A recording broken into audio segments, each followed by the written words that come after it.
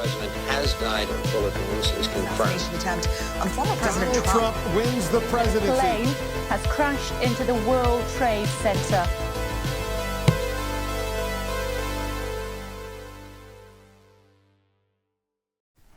It's 4 in the morning. All you can feel beneath you is the rattling of a mile-long locomotive train speeding through Saline County, Arkansas. You're used to it by now, considering you're a veteran train conductor. Through your tired eyes, you can make out what appears to be 2 boys asleep on the train tracks, wrapped in a green blanket. Preparing for the worst, thinking these boys are preparing to end their own lives, you frantically blow the horn of the train, praying they'll move, and preparing yourself for when they don't. You close your eyes and tense up. There is nothing you could have done, but something seems off. Welcome to the Hidden Agenda on Air. I'm your host, Jace Maples, and joining me today, I have a classmate and close friend of mine, Joseph Green. Hello, everybody. Man. That was a good intro. Yeah. Dude, I low-key locked in with that intro. Okay. Oh, yeah, for sure. So, I mean, this is a case that was pretty personal to both of us. Mm-hmm. School research. Joseph found it. I kind of devoted myself to it. And, it's a heck of a story. Oh, yeah. So, maybe we can just talk about, why, how it even all started, us looking into and everything. Yeah. I remember for me, at least, I had watched the excellent Wendigoon video that he made. Please check it out if you want to know more about this story. It's a great video. I watched it a long time ago, and I remember we were gearing up to go and pray at Arkansas. We were going to all the states to run and pray and all that stuff for our school, right? And so we were praying about it, and just the video just came to me, and I was like, wait, was that in Arkansas? And it turned out it was. And I started looking into it. I went to the public library. That's how intense, when you're really caught up about something and you go to the public library, it's seeped into you. So I went. It's the big game. That's actually the big leagues. So I went, and I just got wrapped up in it, and we went to not to the site, but close to it. I think we were only 5 minutes away from where it really happened. Yeah, they got hit. Yeah, and we actually, both of us, me and Joseph, each have our own rail spike that was loose that we picked up nearby the tracks. Yeah, it's our little token to say we went there, we got it. So we solved it. We're going to tell you guys what happened. We solved it. Well, it's actually been solved since it was happening, but we'll get into that right now. So, if you don't know, or are just completely ignorant to this, basically, in 1987, or around in the 1980s, 2 boys, Don Henry and Kevin Ives, went out hunting in the middle of the night, and some way or another ended up on the train tracks and were hit by a train. Now, that sounds pretty cut and dry, but when you get into it and the further you look, it just keeps getting higher up and higher up and higher up and higher up and scarier and scarier and scarier and scarier, I guess. And so far, what appears to be such a complete, cover up, you'll see why there has never been justice for these boys and why their case has been open and closed 9 times. It's genuinely, it's so sad. Just to think about, and I think it's Kevin Ives' mother. Mm-hmm. Was it her? Yeah, Linda Ives. Linda Ives, because she fought so hard for the case to be reopened, just for somebody to take just an objective look and solution for justice, right? And it just never happened. It is so sad that this mother went on knowing that nothing. And she got desperate. Yeah. She was going to psychic readers. I read. Check out idfiles.com. That was put together originally by Linda Ives herself. It has a lot of the details that I used to research for this case. Yeah. It's literally a full rundown of this case and every single detail and crevice about this. And it even has some of the original police reports from, or at least the unclassified ones. Yeah. because most of them are There's- classified. yeah, A lot of them through are. every single government agency that reported on this, there's like 16,600 pages of stuff written about this, and only 2,000 of those pages have been declassified. So there's stuff written that we don't like. No, and that we No probably one will will ever never know. see. No one will ever know. It's so crazy, and of course we'll get into this, that agencies that are built up to protect the American people and support the American people are hiding things. Like those are supposed to be our files. Like the files that they have written, those are supposed to be for us to look at and see. So the fact that there's so much classified, it really just Yeah, I mean, dude, it just shows like the corruption, man. Yeah. Like, yeah. dude, this is it. It was awful, bro. It was So- terrible. Yeah, I mean, we can get into the stuff. Basically, to just run through the case, it's gonna. I mean, this is a long case, so we're just gonna get right into it.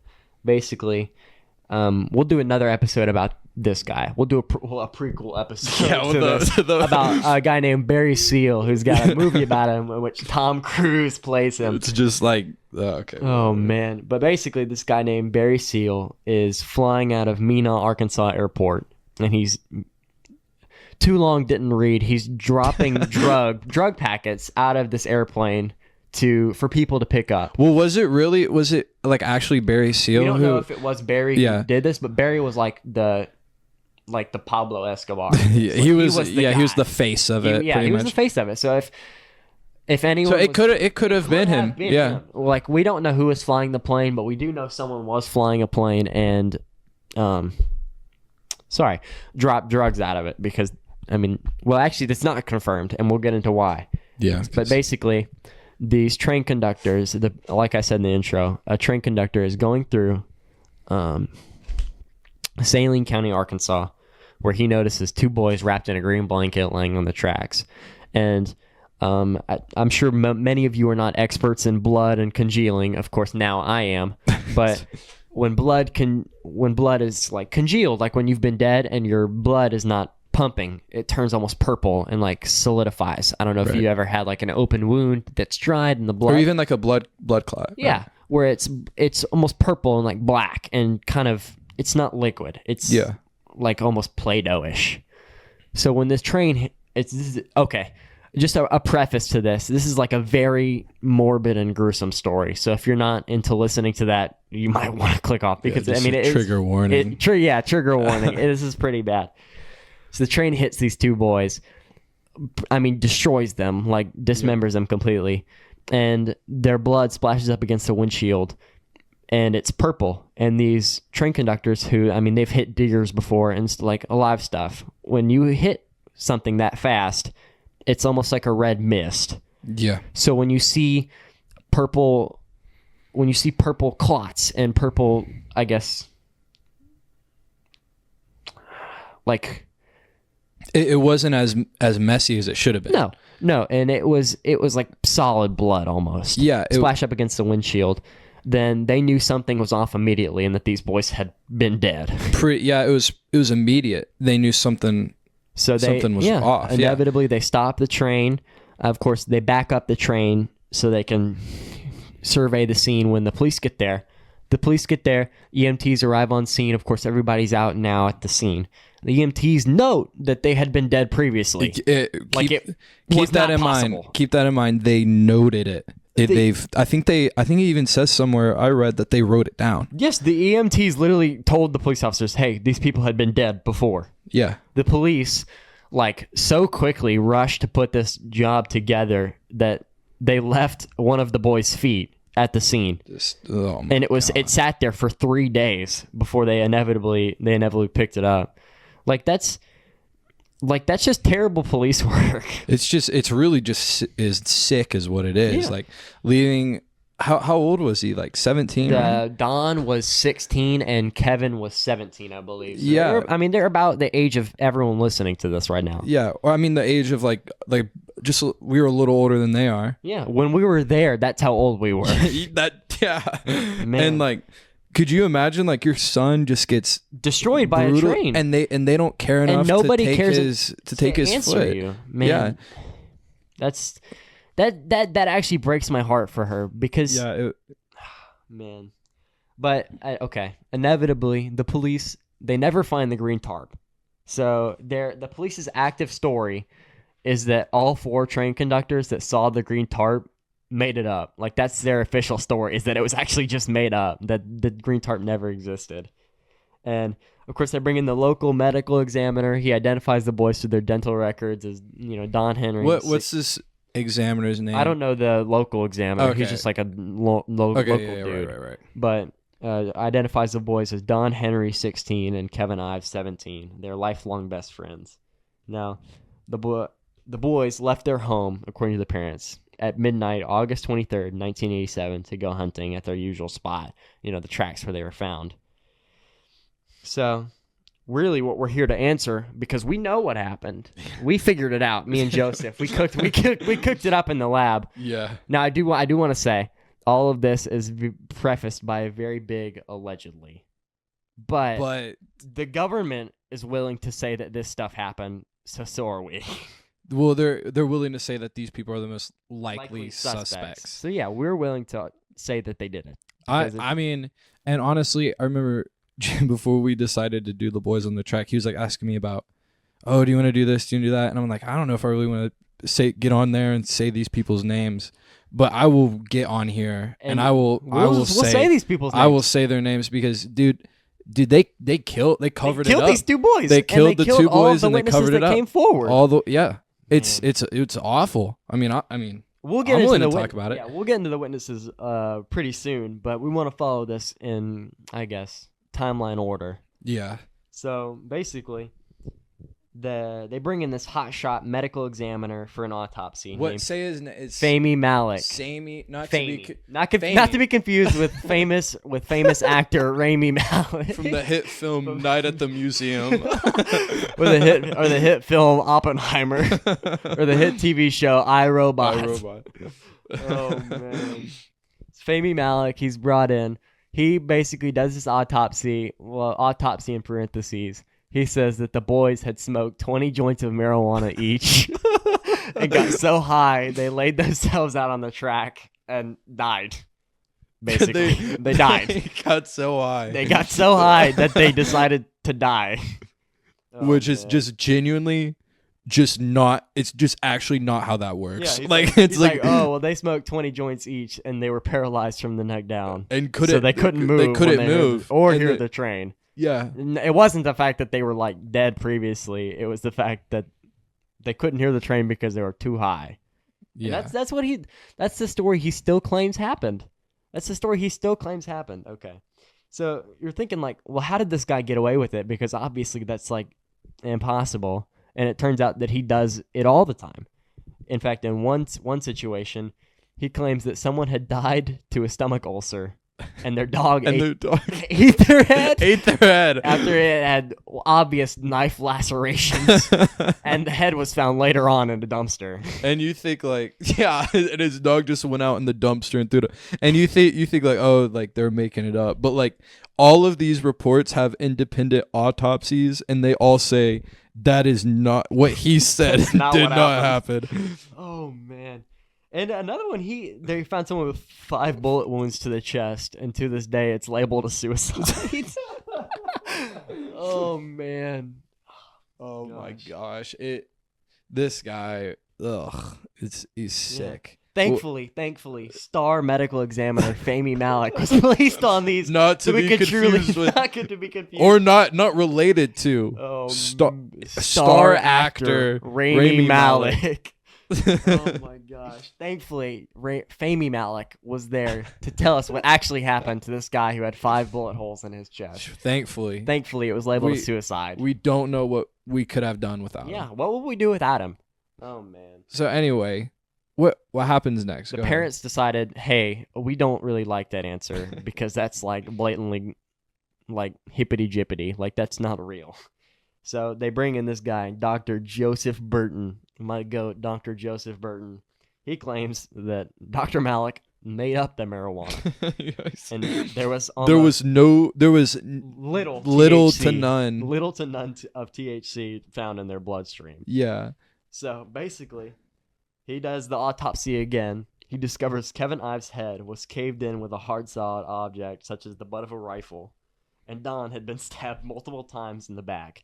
Now, it's so sad, these boys' deaths, but this is so funny to think that this was like something that actually happened. Not their deaths, but the fact that there's someone out there who is so high up on the medical exam. He's the star medical examiner of Arkansas, and he's just terrible at his job, like actually dog water. So not even that. This guy's sick. He, during the autopsy, destroyed their mutilated the bodies to a point where it's like the other guy couldn't even do his job. Even if there was other injuries, we'd now never know. We would never know. No. Their bodies have been so mutilated. Yeah, I mean, man. No. But this guy, to this day, thankfully, star medical examiner Dr. Fahmy Malik actually knew what happened, and he claims that the reason Dr. Joseph Burton said otherwise was because he was racist, because Fahmy Malik is an Egyptian man. Oh man. He claims he made it all up to tarnish his reputation. He actually pulled the I'm from Egypt card. You can't say that when it's just like, I don't even want to get into it. It's just terrible. It's actually just terrible. Anyway. So the mothers or the family obviously upset, just in shock. Because you would be. Your son and his best friend.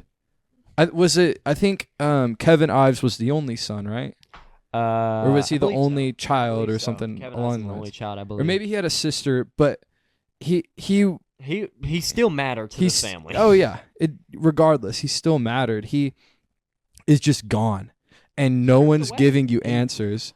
And she's campaigning like, hey, we need answers. Like, this isn't right. It's not even like, oh, he was like kidnapped and killed. It's like he was brutalized. I mean, he was murdered beforehand and laid to rest on the train tracks so they would destroy their body. They didn't even have the decency to leave the body intact for the mother to do a proper funeral. Or even to bury and just say, hey, they went missing. Yeah. They threw him on the train track. So then Linda Ives, obviously not happy with any of this and wondering why nothing has been done, is approached by Dan Harmon. Not to be confused with co-writer of Rick and Morty, Dan Harmon. The creator of the Harmon Story Circle, not to be confused with him. Oh, man. Shoot. Anyway, this guy's from Arkansas, right? Local guy. He's a star prosecutor now. After a full year of basically just goofing around and goofing off and dilly-dallying, the police finally open up a proper investigation after genuinely a full year of just yapping around. So many eyewitnesses immediately come forward, many of which are sadly no longer with us, and we'll get into why. Oh, man. Keith Coney, the first witness that came forward, claims he was with the boys. He then died. Okay, this is another teenage boy, about the same age as the boys on the tracks. Keith Coney claims he was with the boys, then immediately dies in a motorcycle accident. Officials say it was an accident, but many witnesses recall seeing him being run off the road by an unknown car, and some autopsy reports also note that his throat may have been slit. Like, that's so crazy, because now 3 boys are dead to keep this covered up. Like, man, it's just terrible. One speaks up, and then the next thing you know, he's dead. Dead, yeah.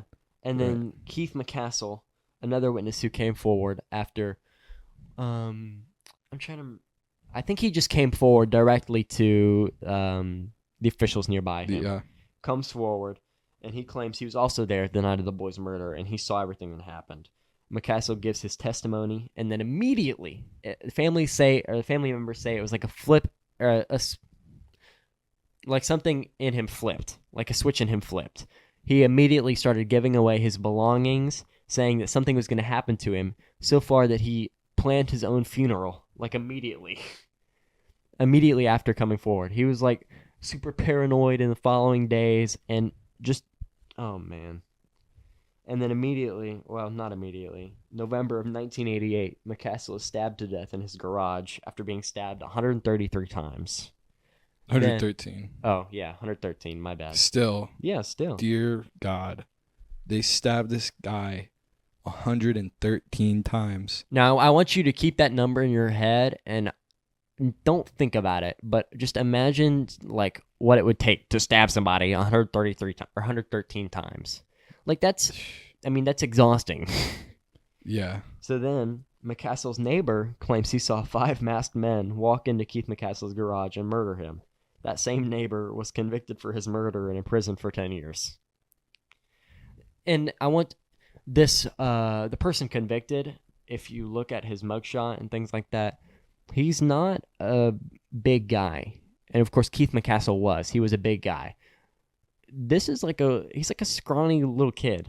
Like, he's not someone capable of stabbing someone 113 times. Now, of course, we never find out who these 5 men were or if they even existed, but I believe that they were. I believe that they did exist, and they're the real killers of Keith McCastle. Yeah. And then 3 months later, Greg Collins was called to testify, but was shot 3 times in the face with a shotgun. His death remained unsolved. We still don't know what happened to him. Then 3 months later, another witness, Daniel Bearden. Oh, hold up. Let me find out what he was about. He disappeared. Yeah, disappeared. And we never found out what happened to him. He's never been seen ever again. Just vanished. And then, you won't believe it, 3 months later, Jeff Rose, another witness, was found dead in the landfill. Oh, man. And then it gets even better. 3 months later, again, Richard Winters was found in his home with a shotgun wound to the head. I mean, these are all people who came forward to testify that claimed that they knew something that happened to the boys or something leading up to their deaths. And then immediately after that, the case was shut down. Well, the case was shut down after the first 2 murders. Right. So, and that's like especially odd because you just had this hotshot like prosecutor, Dan Harmon, not to be confused with co-writer of Rick and Morty. And co-creator of Community and Rick and Morty. Oh, man. Comes forward and he's like, don't worry, I'll do anything it takes to get these boys justice, I promise. Except when 2 people died. Then I'm going to drop the case. Yeah. And he was very odd. Yeah, he was an odd guy, especially around the case. Mm-hmm. He did some very weird and odd things that would just make you think like, is this guy really working for me? Yeah, I didn't put this in the research file, but I would like to note it on the podcast. Dan Harmon had an extensive history of domestic abuse and many divorces. Right. So now, the grand jury, after they called the grand jury, they were ordered that any evidence brought forward during the grand jury hearing was never to be shared, which was especially odd because many of the people on the grand jury said, hey, this stuff should be out there. I mean, people should know about this. But to this day, we still don't know what was talked about in the grand jury and the evidence that was brought forward. Excuse me. Wow. Dang. I mean, that's just so crazy. Imagine, like, of course, your son and his best friend, they've just mysteriously died, like, brutally. Right. And you've got this, it feels like the whole world's against you, and nobody's doing anything to solve this. And then you've got this almost savior come down. He's like, don't worry, I'm going to do everything I can to get these boys justice. And then immediately after people start turning up dead, he drops the case. And we're going to find out why. And we're going to find out why he was so adamant to get the boys justice as well. In parentheses, justice. But we need to get into the events leading up to that. So Jean Duffy is brought in, basically. The GOAT, Jean Duffy. She's brought in. I believe she was the head of the drug task force in Saline, Arkansas, to investigate the drug rings.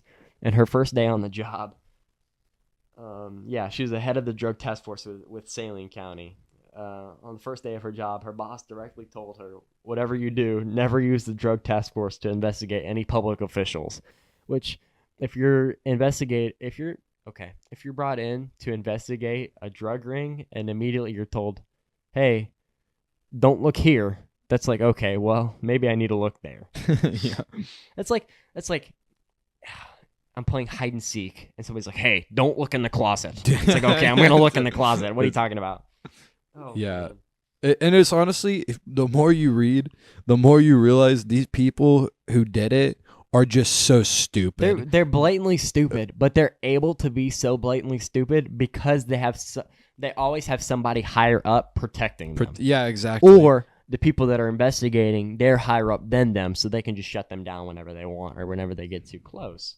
And we'll see that because several undercover informants for the drug task force claimed that the drug ring in Saline County was linked to the boys' deaths around the same time that witnesses started dying. Right. So Gene, thinking, oh, well, I guess the drug task force is involved in these 2 boys' murders that never went solved. Maybe I should look into this. So she pursues the leads, and then she finds a witness. After bringing forth the witness to people higher up than her and to prosecutor Dan Harmon, the case is shut down again after it was reopened the second time. And I would also like to note, after that, Dan Harmon ran smear campaigns against Jean Duffy, basically saying how bad of a drug task force leader she was, and just how terrible she was at her job, and inevitably got her ran out of Arkansas completely. He completely flipped the town, and I mean, it shows you how much power he had, right? Yeah. He flipped an entire town on just this random person who was just wanted to get these boys help. Yeah. Oh man. Yeah. So the case is shut down. It remains shut down for 5 years until, without any small part of Linda Ives, the case is reopened, and a detective by the name of John Brown was assigned to the case. And soon after, a superior officer put him in a patrol car, and they started driving around town with him for an hour while continually telling him, hey, don't look into these cases. The case that you've been assigned to, your full-time job, don't do it. Do not do it. Oh, man. And it started out just, hey, don't look into it. There's nothing there. I mean, you're not going to find anything. It's just going to make you depressed. And then towards the end of the car ride, he starts basically berating him, saying, just don't look into it. There's nothing there. You're not going to find anything. Oh, man.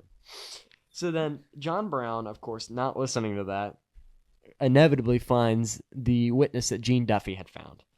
He also finds that multiple of the files pertaining to the boys' deaths in the local Saline County Police Department, the files are just not there. They were just lost, as well as lots of evidence. It was just disappeared. So then Dan Harmon, after Dan Harmon hears that the witness that Jean Duffy had found has come forward to John Brown, he basically starts threatening the entire police department and John Brown as well. Now, we finally find out who the witness was. It was a lady named Charlene Wilson, who was at the time serving a prison sentence for cocaine, which she still to this day, I believe she's still alive, claims that it wasn't hers and that was planted on her. But she does admit that she had a extensive history of drug abuse, which is what led her to the tracks that night, August 23rd, 1987. Her testimony claims that she, Dan Harmon, and a group that totaled 5 people were out looking for this drug drop, which ties in, of course, to Barry Steele. Barry Steele, which we'll get into in the prequel episode. the prequel podcast. The Hidden Agenda on Air -1.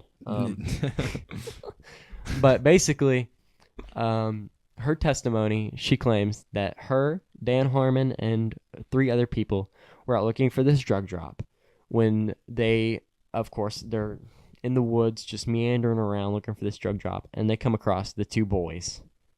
Now, Dan originally, in her testimony, calls over the 2 boys and basically kills them and lays them on the tracks. Now, her story has changed a little bit, but we'll get into that. And I mean, if her story changed a little bit, it doesn't really mean anything, and we'll get into why it doesn't really mean anything in a second. But it has the same impact. Elements of, hey, Dan Harmon was there. He was at the very least there. So now it makes so much sense. oh, of course Dan Harmon would want this to be picked up by him and then immediately dropped.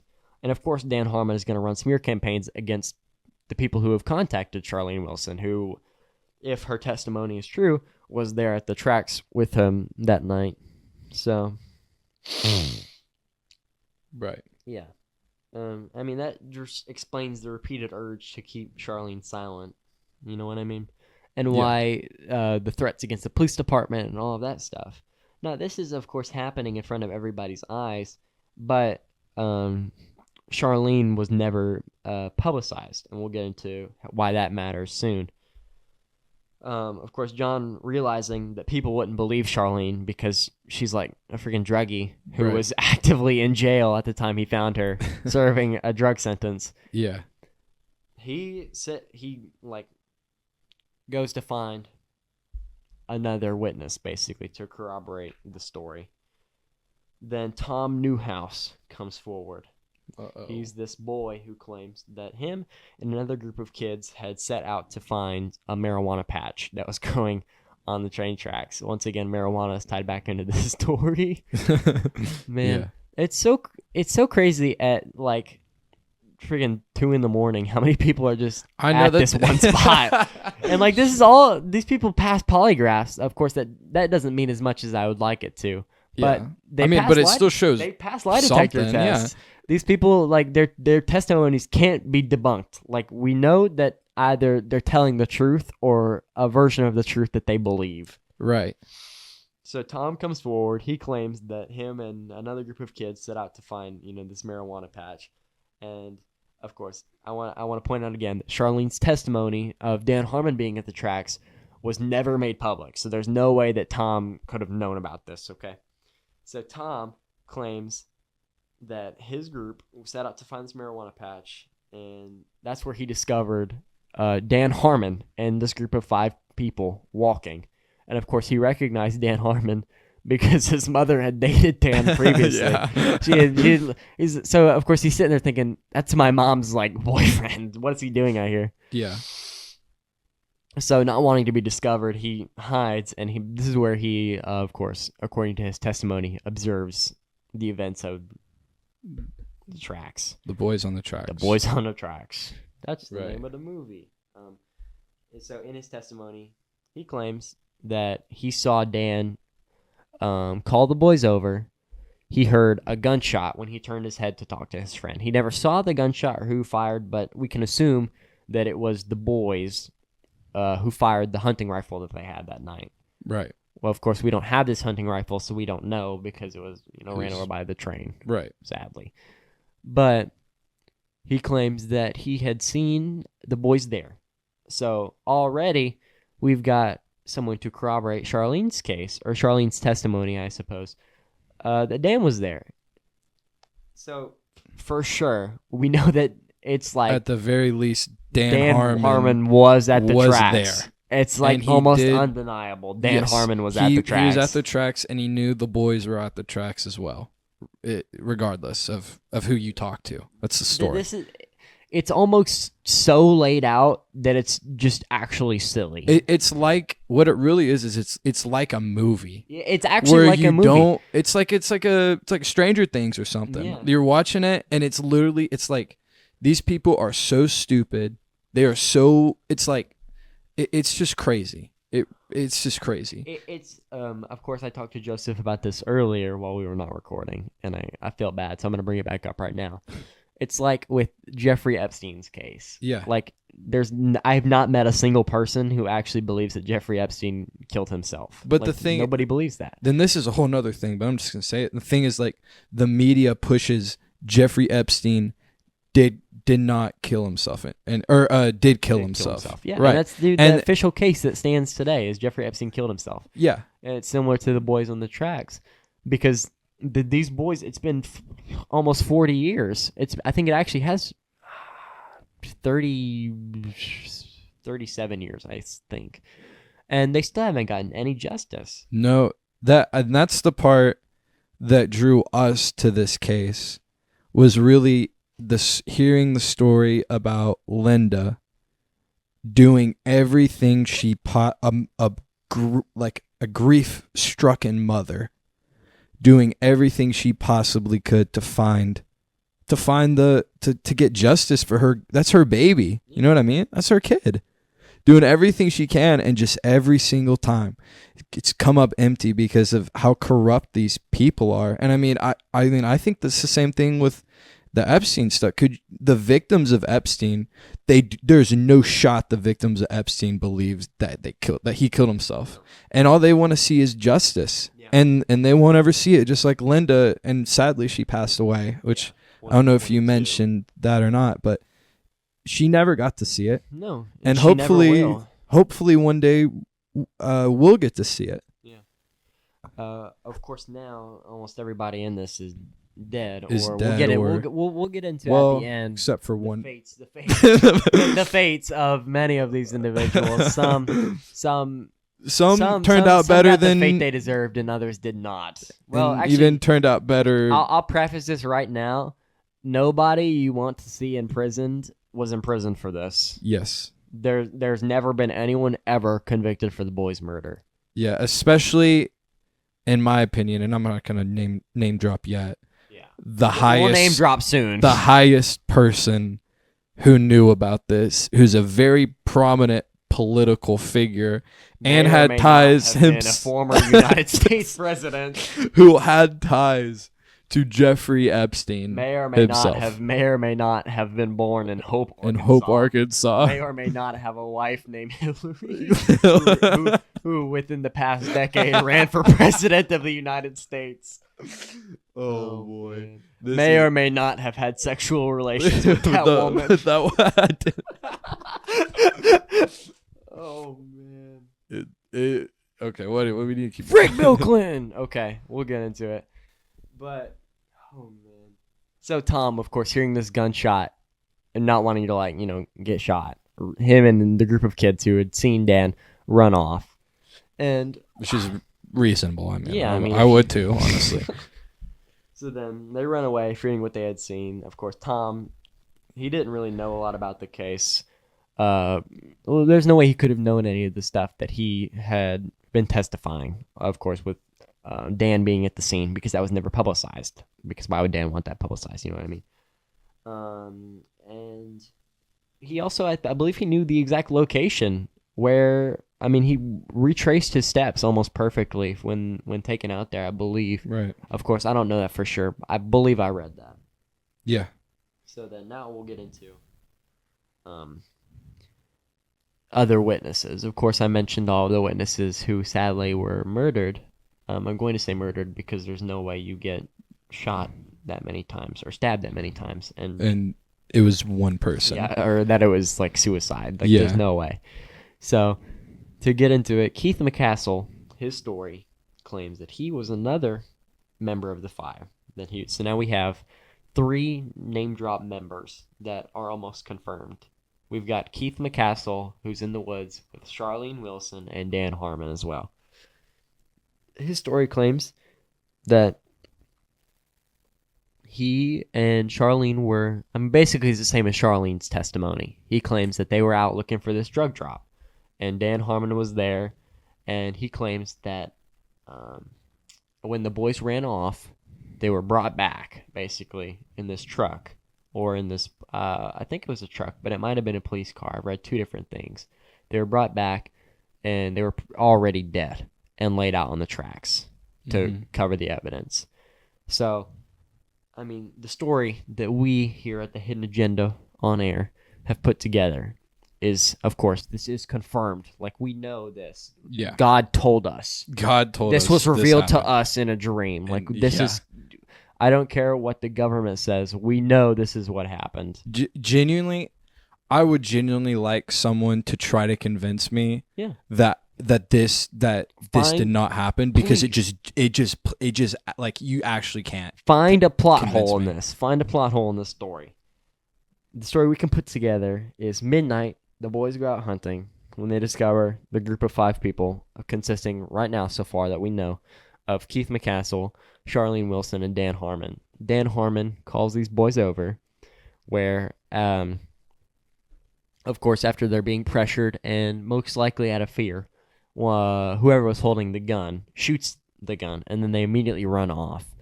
I believe they ran to a gas station nearby. Or it was, I don't know if it was like a bar or gas station. It was like I thought it was like a supermarket or something along You those might be lines, right. yeah.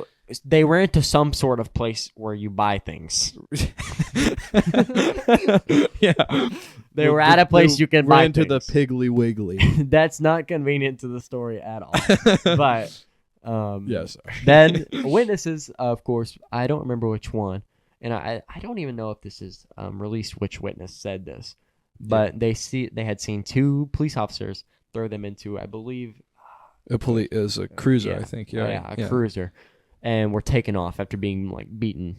Yeah. So then these two police officers kidnapped the boys after they ran away.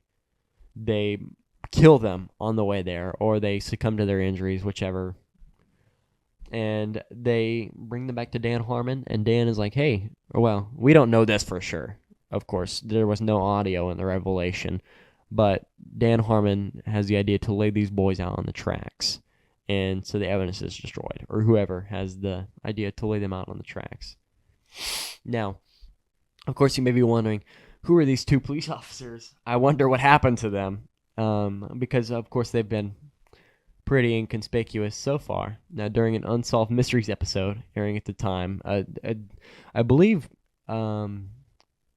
this was airing when the case was first happening. I believe it was before it was even dropped. Right. They claim that two men who beat up the boys are Officer Jay Campbell and Kirk Lane. They actually just like doxed them. They literally the leaked show. their information on live television. Of course, Kirk Lane was, these boys, Kirk Lane was, they were identified basically. Right. Kirk Lane was previously spotted throwing witnesses who were supposedly involved in let me read that again. Kirk Lane was previously spotted threatening witnesses who were supposedly involved in the case before their untimely passing. And a witness who was also later killed claimed that Kirk Lane had shot up his house after he came forward with the information. Now, I want you to remember this name, Kirk Lane, because it will be important. It's important in modern day times. Now, on an episode of Obstruction of Justice, a television show that aired at the time, claimed that the two officers were the leading suspects in the boys' murder. Now, these officers hearing that and thinking, wow, they just like doxed us, didn't like that. So they filed a lawsuit against the show, but they lost the lawsuit because the court ruled that they were the two most likely suspects in the murder. Oh, man. So right there, in some sense, that just shows, that shows that, hey, even the government thinks like a reasonable thinking man looks at this and says, oh, they did it. Like, that's a reasonable conclusion, is that these people are the ones who killed them. Yeah. Now, Jay Campbell was later charged with sex trafficking while he was a police officer. Oh my God. So, kidnapping, basically. Oh my God. And you might be wondering, I wonder what Kirk Lane's up to these days. Well, that's a good question, because he was recently appointed the police chief of Saline County, Arkansas. Oh man, he's like actively sitting, like he's there. He's literally made it. Nothing happened to him. And he just lives with himself, I guess. I don't. Lives with the fact he killed these two boys. Yeah. But of course, that's what Dan Harmon did until his thankful passing, because he can't hurt anyone else. But thankful passing, September 22nd, I believe, 2023. After he was charged with drug trafficking on two separate occasions. And you wouldn't believe how he was trafficking these drugs. It's most likely believed he was doing this through corrupt officials. Yep. Shocker. Which leads us to the main corrupt official. We dropped the teaser trailer. Yeah, now we're just gonna drop the movie here. Yeah. If you look at it and go through the higher ups at the time, right? Governor. Who was the governor of Arkansas? Bill Clinton. And who was the person who appointed Fahmy Malik. Fahmy Malik, not to be confused with famous Rami actor Rami Malik. He was the one who appointed him to that case. He praised him for his He great praised- medical he said, examination skills. One autopsy was like, yeah, this guy had no idea what he was talking about. And Bill Clinton was like, this guy's my genius. guy. I love This is my. He appointed What that would guy. we do without star medical examiner Fahmy Malik? So I mean that combined with just the overwhelming Consensus, I guess. yeah, I mean it just lack of care Yeah. is what it really is. He could care less about that situation. He could care less about a grieving mother. And I mean, even nowadays, I mean, the thing just came out where he was on Epstein's. He was for sure at one point on Epstein's plane at the very least, at the max. And We don't know what he was and doing. we know that, well, of course, this is just a testimony that one of the girls gave, that Jeffrey Epstein had claimed that Bill Clinton liked girls young. Of course, that can mean anything. And of course, in the famous painting of Bill Clinton on Epstein's Manhattan house in the red dress, which some people believe that's Jeffrey Epstein basically saying, I got blackmail on you. Yeah. Just that combined, he's such a shady figure that I genuinely, I have no problem saying, yeah, this guy for sure knew.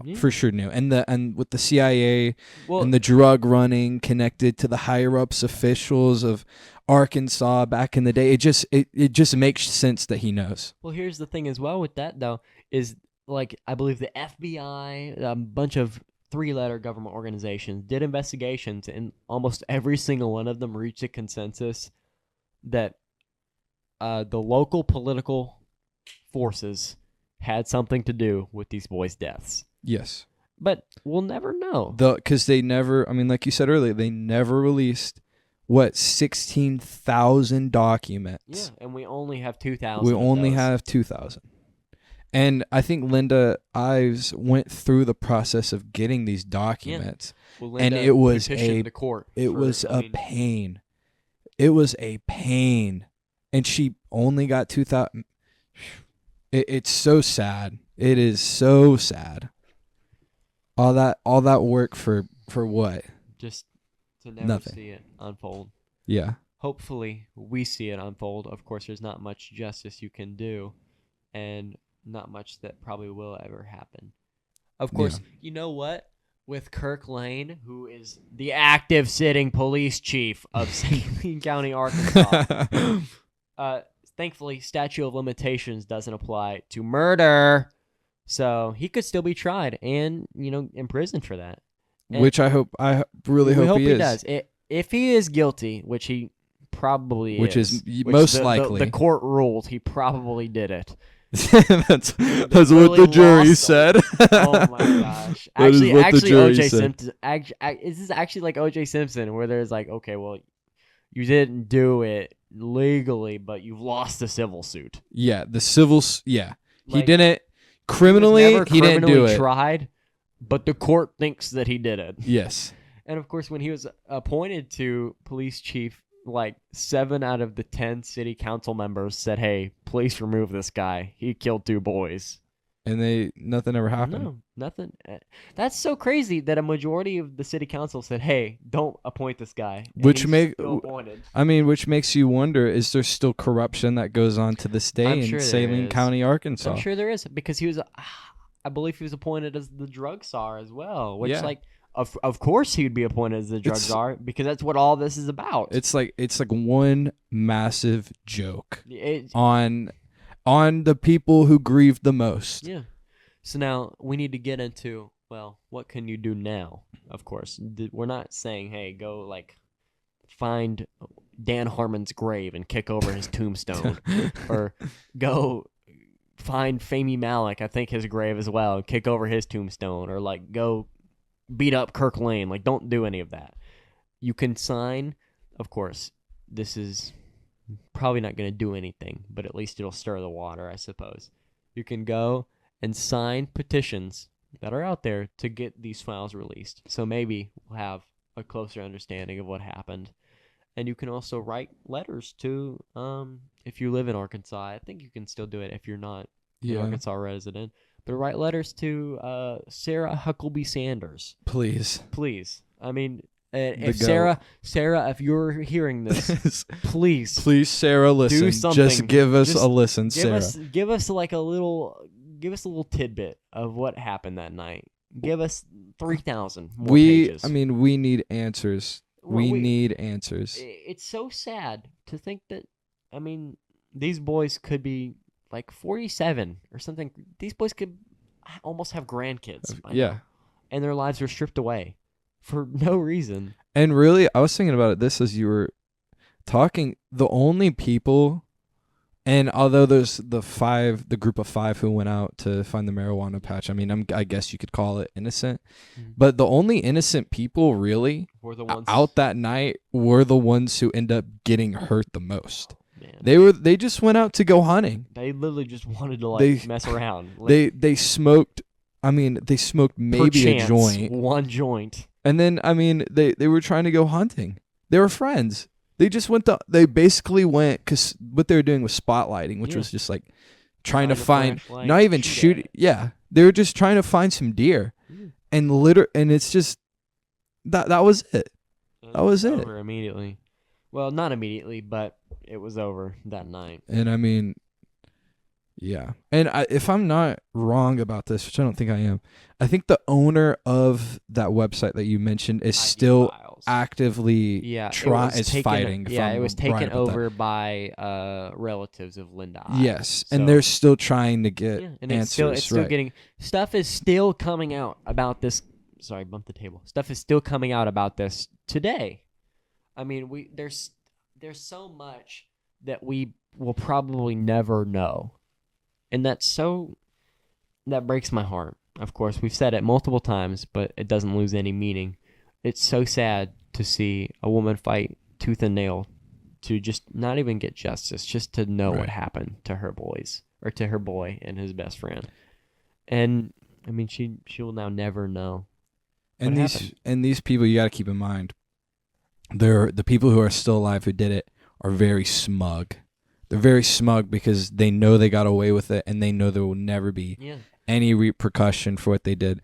That's what, if you saw that video, it's honestly, to me, one of the most disturbing videos I've ever seen on the internet. It's when Bill Clinton was confronted by that one, I guess it was a protester, who was like, "What do you say about the people who, or about how you were on the Epstein list?" And he smiled, and he gave this evil, it's an evil smirk that this guy, he's smug about it. He got away, and there's nothing anybody can do about it. Really, the best way to make, of course, Michael Jackson said it best.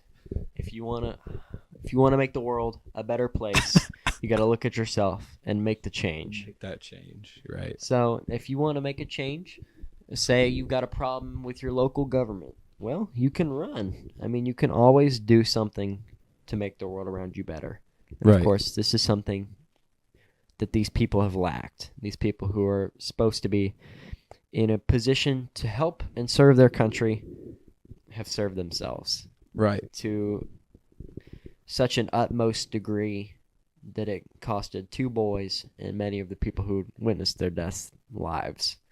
And it's so sad because even Dan Harmon, of course, he was disbarred, obviously, because he was in jail for drug crimes. But he lived the rest of his life. He died at 78. After he was released from prison, he worked at the freaking county circuit clerk and was sorting papers, and he helped rehabilitate adults in a rehabilitation center for the mentally ill. This is somebody who got 2 boys killed over drugs and lived a happy life remaining. Of course, as happy as you can live knowing you've killed 2 boys and everyone else around them. Basically, if you are hearing this and you think, oh, wow, you're defaming me. If Kirk Lane is out there, I'm willing to make you go 2-0 with lawsuits. Please sue me. Go for it, buddy. of course, we can talk more about just the Arkansas trip in general if you want to. Or, Yeah.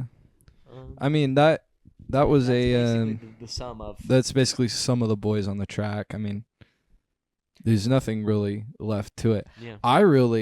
Maybe I should talk to you about this off air, but Okay. yeah, I'll just wait for that. But Do you know somebody who sells gold and silver? we can't go there. We can't go there. No. I can't be. No. Please. Not How with do you me feel on. about We can rings and Signal stop. Mountain? Stop. Oh, that's a later episode, everybody. That's whenever I don't live in the state anymore. We'll talk about that. Okay. No, not right now. Oh my gosh. Yeah. But that'll be a solo episode. yeah. I know this for sure. Going to the towns, the people in Arkansas, like, cause I know we basically just dogged on Arkansas. I mean, Freak Arkansas. they're really Well, nice people. You know what? I'll say this about Arkansas though. Oh well, of course we went kind of like Bill Clinton's childhood home, but everybody there kind of like freaking worships Bill Clinton. That So, is like, that low-key is true, but they like love him, and I mean I guess he did a lot for Arkansas, but like he also killed 2 boys. he Well, kind of didn't put kill 2 boys. He kind I of put want- Arkansas on the map. Yeah, he If did. you I mean, You gotta put them The on the map. comeuppance of Yeah, the rise and fall of Arkansas. oh, That's what you should title this. the rise and fall of Arkansas and 2 boys' deaths. Queso's bringing it back, or I guess weighing it down. But I mean, here's the here's what basically the people in Arkansas are very nice, and I'm sure that there isn't like widespread corruption. I honestly wouldn't be surprised if there is, but I personally don't think so. Yeah, I'd like to say as well, we were allowed to go into like the Little Yeah, Rock we went- Capitol. yeah. and we like freaking There, had church in there. yeah, Like, we had a whole service in like where we were in like Capitol. the Little Rock, no, but we were Capitol. in like the chamber. It was like the Oh, chamber of yeah. it was like the chamber of something. We were A in there where they courtroom or like something. made laws Yeah, yeah. and praying and stuff. So I mean, and they let us. Big Sarah Huckabee let us in there to do it. Of all time. Sarah, please help us release these Yeah, files. please. That's what we really need. But yeah, I mean, She let us into her She let us- chambers. she did? basically. she said, "Come on in." Yeah. Open So- the doors. Open the floodgates. Exactly. Yeah, but I mean, that's it. That's the story. There you go. That's it, everybody. Of course, there's a little bit more talk about of. Dang, I guess there's not. Well, do you have anything else, Joseph? I mean, no, I don't. All I can say is, just pray about it. I mean, Yeah. I know I'm praying about Just pray that. and write letters to your senator or local governor, or write them to Bill himself and just say, Yeah. "I know what you did." Just write him a Gmail, Yeah, Gmail Send him a Snapchat. DM him, DM him. direct message. Hillary Clinton. I mean, we can talk about Hillary Clinton Oh my gosh, and Al Baghdadi. all Baghdadi. Al Baghdadi. He cried like a dog. The thing is, like, Hillary Clinton probably knows about the boys too. There's yeah, no well, way. She obviously thing knows is- about the boys. There's no way that these Arkansas governors and senators Didn't don't hear know. about. Because there's no low key. There's no way Sarah Huckabee doesn't know about it. There's no Sarah, shot. We know you know, Sarah. Please release them. We know you know, or could easily find out. Please I mean, look. she easily could. Yeah. Wait, could she though? Yes. Please get these boys. Nah, I feel like if she tried, there'd be like they would like try. Someone along the road would be Who? like, "You She's can't." a senator. I don't know. Maybe is she a senator? I thought she was a governor. Yeah, ooh, we're gonna find out immediately. I think she's the Follow governor. her on Instagram. Sarah Huckabee Sanders. Oh yeah, you're right, governor. Governor, Sarah yeah. Huckabee. Oh well, Sanders then in she could America. find out. Yeah, please look. I mean, Unless it's like the FBI, then I guess she maybe might not be able sure, to, or yeah. like the. maybe like Central the higher Intelligence up Agency, files something she like that. couldn't Get. But But we know that there's stuff at the that very you can give us. even the police reports, the lost Yes. police reports. Come on now, I mean, it's I don't know. don't keep those hidden. Tell us, please. We want to know. Our email is open. At the hidden Please. the hidden agenda Oh, I on air hope at so bad gmail.com. Somebody hears this and they send an email and it's just like, Please, oh my gosh. Please send an email. Please, we will If you come know down to any- Arkansas. If you actually know anything about this, me and Joseph will road trip We- back to we will. Arkansas. We back will. to Arkansas. We will go back. We will run it back. We'll do an on-site podcast episode. We could. Oh my gosh. So we'll do it at the site. Where they got hit. Man. What a first thing. episode. What a first episode. Of course, expect to see more of Joseph, or as much as I can get him back on here. Yeah. Expect a Barry Seal episode. Oh yeah, that's sometime. coming for sure. Expect a local episode about, Yeah. but not about the Corpsewood Manor or the Tiki Hut or something. It's about a certain pawn shop owner. Okay. A certain pawn shop A owner. certain district attorney. Certain district attorney. Okay, we better not. We said too Alright. much. Well, we'll expect to see some more stuff from us soon. Yes. Of course. And on site. And yeah, we'll knock on this alleged person's door.